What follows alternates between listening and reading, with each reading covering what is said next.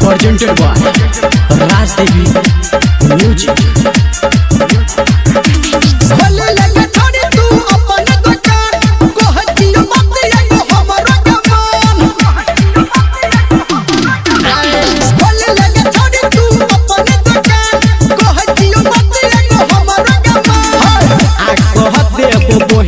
हम तोहर मानदा लाग छौ जवानी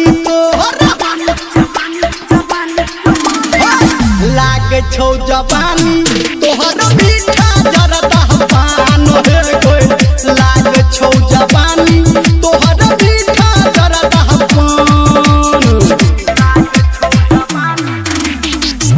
अभी आप सुन रहे हैं धर्मेंद्र निर्मलिया को कंचन इब्राहिमपुर।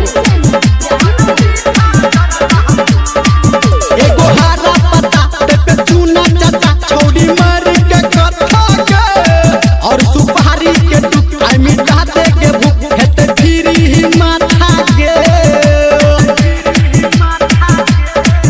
एगो हरा पत्ता पे चूना चटा छोड़ी मारी के कथा के और सुपारी के टुकड़ा मिटा दे के भूख हेते फिरी ही माथा के। बनते रसदार बड़े हमर छै अनुमान लाग छौ जवानी तोहर लाग छौ जवानी तोहर मीठा जरदा पान हे कोई लाग छौ जवानी तोहर मीठा जरदा पान।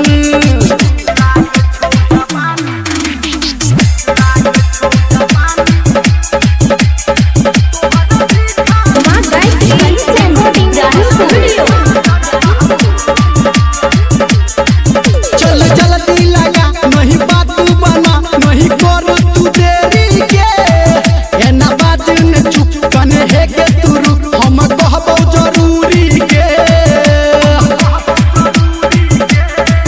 चल जल्दी लगा नहीं बात बना नहीं कर तू देरी के एना बात न चुप सुन सुन है के रुक हम कहबो जरूरी के।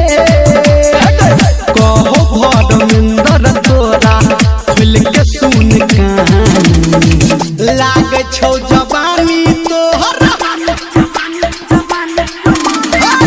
लाग छौ जवानी तोहर मीठा